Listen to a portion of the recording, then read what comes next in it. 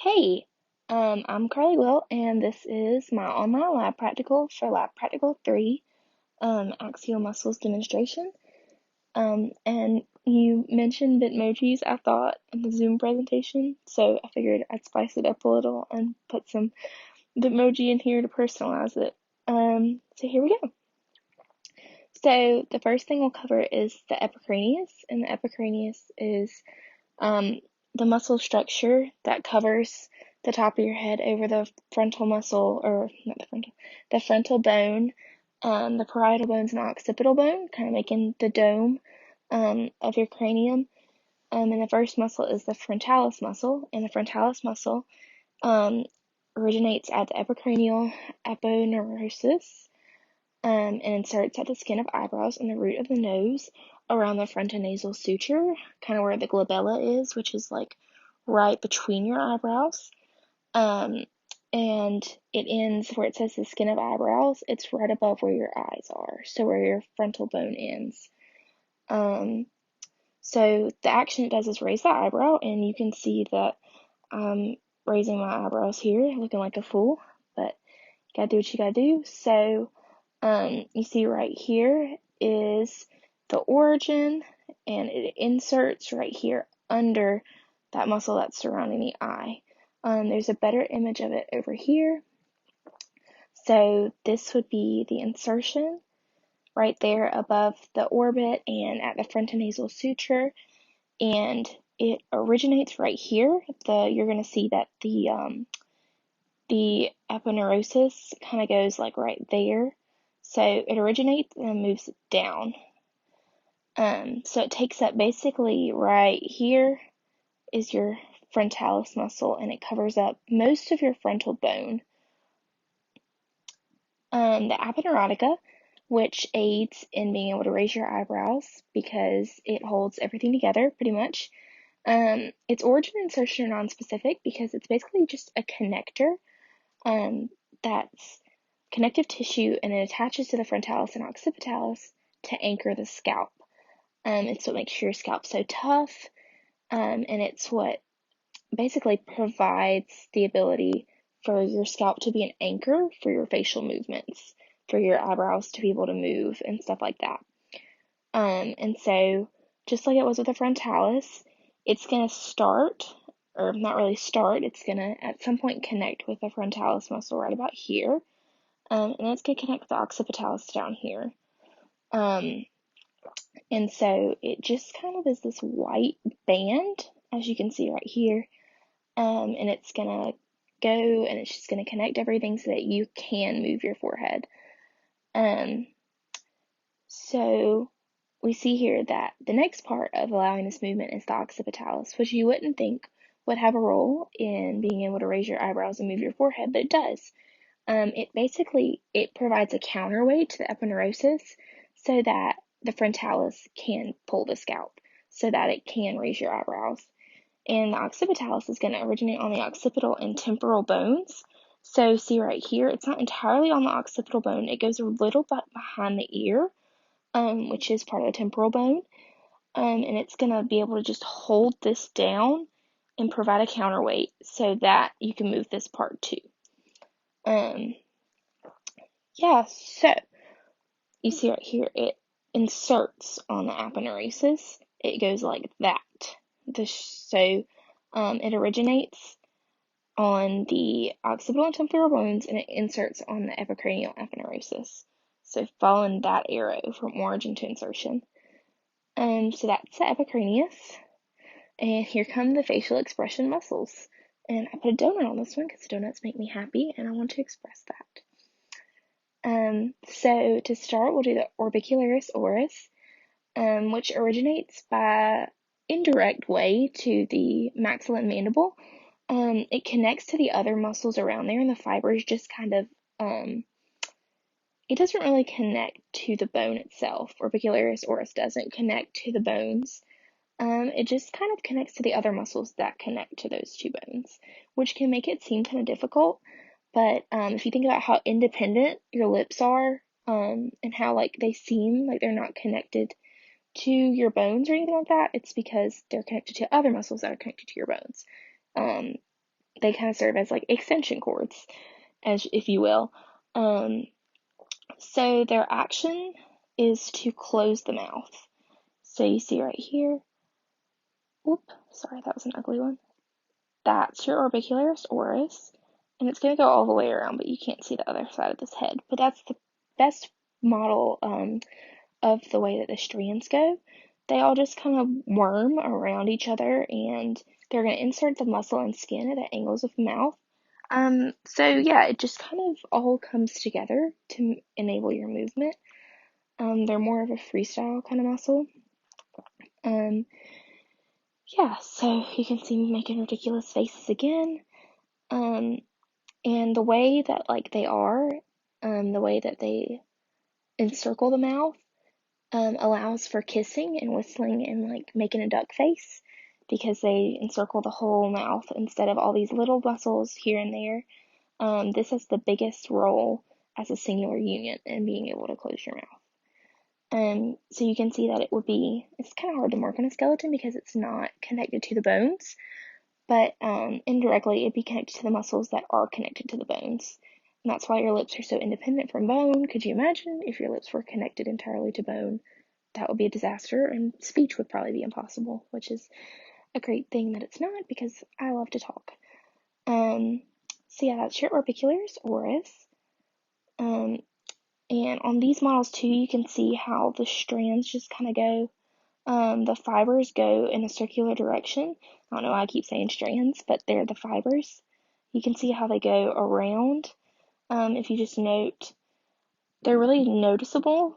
I think orbicularis is like an orbit, which is like kind of an elliptical shape. So it encircles. It's orbicularis. It orbits whatever it's around, if that makes any sense. It does to me. So yeah, that's your orbicularis oris. And then similarly is your orbicularis oculi, which orbits your orbit. It goes around your eye, which oculi is a word that's similar to the eye. It's a root that's similar to the eye, but orbicularis oculi originates at the frontal and maxillary bones and the ligaments around the orbit. So it's another thing where it just kind of indirectly springs up. This one actually does have a direct connection to the frontal and maxillary bones, but since all of the fibers come from different places, it's harder to notice that they originate from a certain place on the bone. They insert on the eyelid, which enables them to close your eye. So without the orbicularis oculi, you wouldn't be able to blink, you wouldn't be able to squint, or you wouldn't be able to draw your eyebrows inferiorly as well. It plays a role in being able to do that. With the frontalis, it kind of acts with it to be able to move your eyebrows inferiorly, which I didn't write on here, but you can take my word for it. It helps to draw the eyebrows inferiorly. So you see right here around the orbit is where it's going to originate. So this is your frontal bone, and you see your maxilla is down here, and it's going to come around this border and just kind of spring up and create that. And it's kind of hard to mark. I didn't mark the insertion on here because there's no eye in this, and it originates on the eyelid. So orbicularis oculi, it orbits the orbit, which makes it kind of easy to remember for me, but it is hard to keep it separate from the orbicularis oris.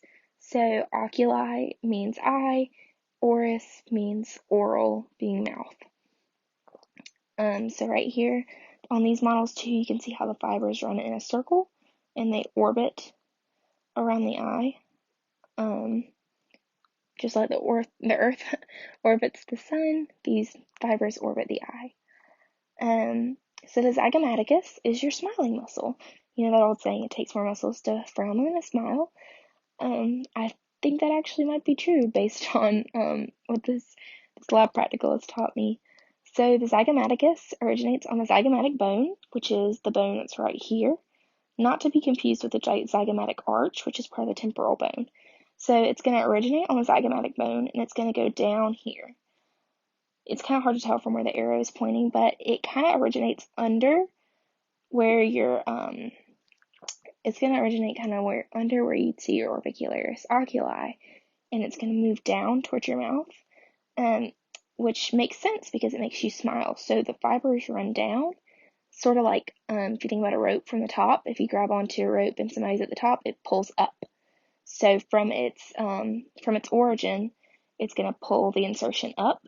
So the insertion is the skin and the muscle at the corner of your mouth, and from that, it's just going to kind of lift like a pulley system. It's going to pull up your mouth, and that's how you smile. See me smiling, and my zygomaticus is lifting up, compared to right here where it's just kind of chilling. But when it contracts, it's going to pull up the corners of my mouth. So the zygomaticus actually has two parts. It has a major and a minor, but they both have the same origin. They just have different insertions. So the major is going to be more like at the top of your top lip, and the minor is going to be more like your bottom, but they both come together. It's going to kind of, not really your bottom, but the minor is going to come if these are your lips, which is going to be a terrible drawing. If these are your lips, then the zygomaticus major is going to kind of grab right here, and the minor is going to grab like at the corner. Alright, moving on. The levator labii superioris originates at the zygomatic bone as well, and the infraorbital margin of the maxilla. So the infraorbital margin of that maxilla is just the part of the maxilla that's right there under the eye. So if the maxilla takes up this, then it's going to originate right here. And you can see how it does. It just comes down ever so slightly like here. And it's going to insert skin and muscle of upper lip as well. And it opens your lips and raises and furrows your upper lip. So it kind of helps out with like opening your mouth. It pulls your upper lip upward, which I could not get a picture of me doing. That didn't make me look like a total idiot. So you can use your imagination and try to furrow your upper lip, and that's your levator labii superioris. Levator meaning moving up, labii meaning lips, and superioris because it's above. Yes, that's your levator labii superioris, and it's going to have a bone image right here. You're going to see how the infraorbital margin of the maxilla is the origin, and it moves down right here to where your lips would be.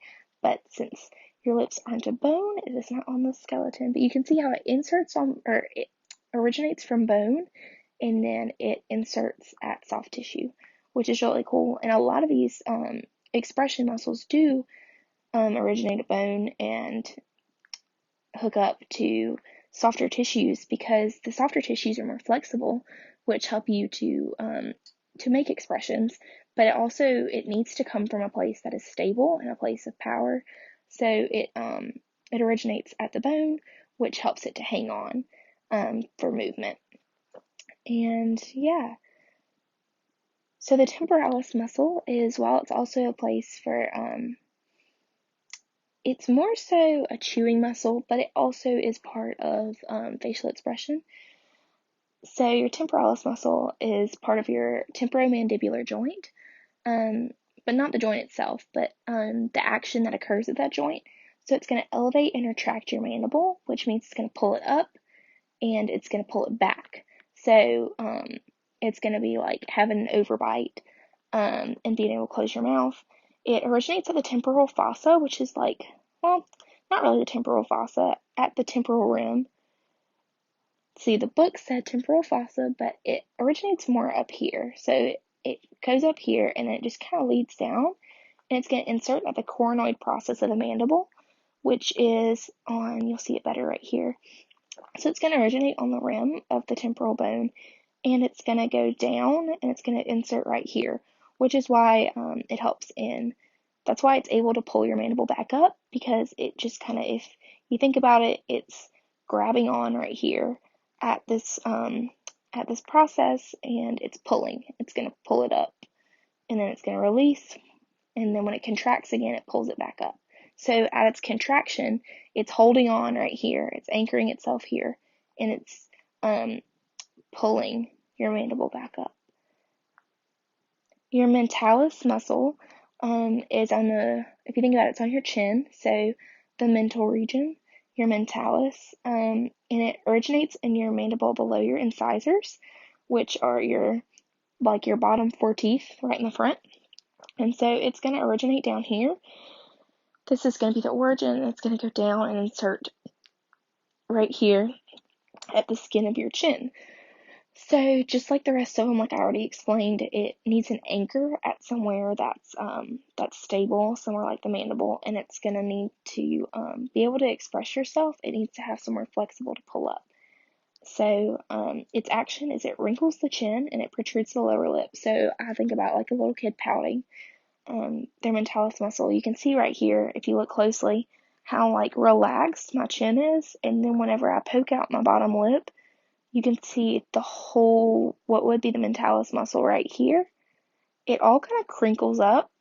And if you ever do it for too long, it starts to hurt right there, which I probably did a lot as a kid. But, so yeah, that's your mentalis muscle, and it enables pouting, and you can just tell that, like, whenever you pout, you can feel where your mentalis would be. It's a very different tightening of that muscle. So you see how it originates right here under these 4 teeth, which are going to be your incisors, and then it'll originate on the bone under these. And then it's going to insert on the soft tissue, which would be right about where I labeled right here. That's just kind of perspective for you, but again, it does not insert on that bone, it just inserts in that region on the soft tissue. Your depressor labii inferioris, it originates lateral to the midline of the mandible, so it's going to originate right here, so a little off to the side of what would be the middle of the mandible, or your lower jaw, and it's going to insert on the skin and muscle of lower lip. Again, same reason. And it's going to draw your lower lip inferiorly. Yet again, another part of, I'm not very good at making this face, so I couldn't get it, but that's my best drawing of what it looked like. But, so yeah, the depressor labii inferioris is a depressor, which means it moves it down, labii meaning the lip, and inferioris meaning under. So not to be confused with your levator labii superioris. It's basically the opposite of that. So where the other one would draw your upper lip superiorly, this one draws your lower lip inferiorly. So it inserts up here, and it's gonna originate down here, yet again, soft tissue. But if you think about it, if it's anchored here and it's going to contract, so its fibers are running like that, when it contracts, it's going to pull that back. And when it pulls that back, that's why your bottom lip moves back. So it's going to contract, it's going to pull your bottom lip down towards the origin, and that's how you get that motion. So, nervously, that's about the approximation I can give of that face. So, yeah. So the depressor anguli inferioris is a little different. It's kind of the opposite of your zygomaticus, is the way I think about it, which is why it makes sense that it's going to insert on the skin and muscle at the angle of the mouth below the zygomaticus. So if it makes you frown and frowns go down, it's going to be below the smiling muscle. Its origin is the mandible below the incisors again, and it's going to insert at that skin and muscle below the zygomaticus. So it's going to draw your corners of your mouth down laterally to form a frown. And you see how the fibers run like that? Well, if it originates up here, it's going to move down. So that's why it's pulling down that lower lip, or not the lower lip, but the corners of the mouth. It pulls them down towards the origin. As you can see, this is going to be soft tissue again, so ignore the fact that it's on bone for the insertion, but for the origin, it is on the bone, and it's going to be right here, and it's just going to take that insertion, and it's connected right here. Well, it's going to get excited, it's going to contract, and it's going to pull down towards the origin, which is going to make you frown. See how many muscles of these are pulling down your lower lip, making you frown, which takes more muscles to frown than to smile, apparently. So now that you've expressed yourself, let's have a snack with your chewing muscles. The chewing muscles are my favorite because they're probably the easiest for me to remember. So the masseter, which I remember as a chewing muscle because chewing, the fancy word for it is mastication. So mass and mass. And so it's going to originate at the zygomatic arch of the temporal bone, which is basically like the cheekbone you think you see, kind of, sort of. It's the side of your cheekbone that you see, and it's going to insert at the angle and ramus of the mandible, which is going to be like right here. You can see this right here. This white spot moving down is going to be your masseter. It's easier to see if I explain it on another model, but that's kind of what it looks like. You can see it's really thick compared to the other muscles because chewing is like a strenuous process. And it has to be really powerful to get all that food chewed. So it's going to insert at the angle and ramus, and it is the prime mover for jaw closure, which means it's the very best at closing your jaw. And that's why it has to be so powerful. That's why it has to be thicker and wider than the rest of them, and that's why it takes up more space. Yeah, so it's going to elevate your mandible. It's going to pull it up when it contracts. So that makes sense if you think about how our origins and insertions work again. If your fibers are going right here, whenever that muscle contracts, it's going to pull the insertion towards the origin. So whenever that masseter gets happy and it gets contracting, it's going to pull this and it's going to pull it closed. So if you think about it, you're chewing, every time you close your mouth, you're pulling the insertion at this angle and ramus, the angle being where you'd think it'd be like the angle. I mean, it's the part that seems like the corner of your mandible, of your jawbone, and the ramus being the arm. So it's like the armature of your jaw. It's just going to pull that up towards the origin. And then the temporalis, we already talked about it earlier, but it's really important to note that it's integral in chewing because it is part of the TMJ. It's part of that temporomandibular joint. If you ever think about, it's part of the motion that occurs in the temporomandibular joint. If you think about people that get lockjaw, a lot of people just call it TMJ. So I think about like that muscle is part of what's holding your jaw together, what enables you to chew and be able to open and close your mouth. See how it closes the mouth just like the other ones when it contracts. And so the internal and external or medial and lateral pterygoids are also a chewing muscle. They're ones you don't think about as much, but they're definitely in there. They're a little bit deep to the ones that you expect. So right here on this diagram, you see how they've dissected away the masseter. So it would be under the masseter. And these originate at the temporal fossa, which is like the hole in there. And they insert the condylar process of the mandible, which is one of the parts of your mandible. If your mandible has like almost like a dent in it, like a valley, it's one of the crests of the mountain beside the valley. And it's going to protract your mandible. The way I think about protraction is having an underbite. So you're going to protract, you're going to push it forward, and it's going to be able to grind teeth. So if you ever get something stuck in there, or if you grind your teeth at night, and even for some tough meats, you need to grind your teeth to be able to process them. So you can see right here, me doing my best Neanderthal impression. So yeah, you see how this is the origin, this is the insertion. It's kind of non-specific because there are like 3 of them that kind of take up this whole space. I think there are 3 or so of them, and they take up that whole space under the masseter, and they just kind of help you push and pull rather than elevate and depress, which is what the other chewing muscles are primarily concerned with, is just the big, important muscles of what we think of chewing, but these do more of like the chewing that we don't so much think about as chewing, the grinding and the crushing. So then we have our neck muscles, our muscles around our hyoid, which I thought I had a fun slide to introduce these, but that makes me sad. Oh, I think I put it in the wrong place. Okay, so we have the suprahyoid muscles, which are composed of the digastric, stylohyoid, and mylohyoid, but those are really hard to remember, and I didn't have to be specific, so we'll just call them the suprahyoid muscle group. So supra meaning above, and hyoid being the really cool free-floating bone, basically, that you have in your neck that helps with swallowing. It's not connected to any other bone by way of ligament. it's basically just being held up by these super and infrahyoid muscles. So if you think about whenever you swallow, your hyoid moves up and down, and you can feel it. Like you swallow and you put that pressure on it, you can feel it move up and down, trying to wiggle the stuff down.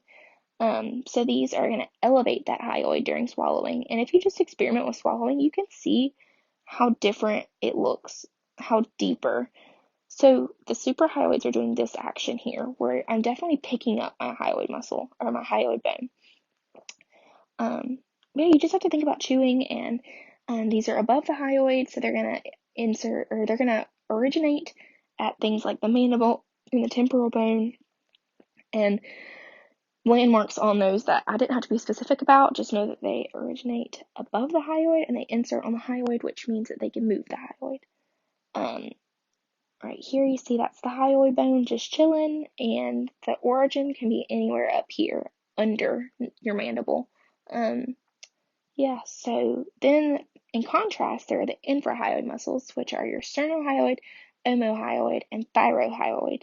They originate below the hyoid, which is infra, meaning below. So they're going to be up in here. They're going to insert on the hyoid bone and they're going to pull it down. So it's going to depress the hyoid bone during swallowing. Just like we said with the other muscles, it always pulls towards the origin. So it's going to pull your hyoid up when it's a suprahyoid, and it's going to push your hyoid down when it's an infrahyoid. You can see here that same thing. You can definitely see that it's a bigger, steeper drop whenever the infrahyoids are working, which is a really attractive picture of me. I look a little bit like a giraffe, but you have to do what you have to do to get the illustration point across. But yeah, so you see they actually can originate on places like the manubrium and the clavicle, and even the scapula, which seems kind of ridiculous that something from your back can move up to your front, but it definitely can. And it's going to insert on that infrahyoid. About to run out of time, so I'll stop before I get to the neck because that seems like a good stopping point. And I'll try this again.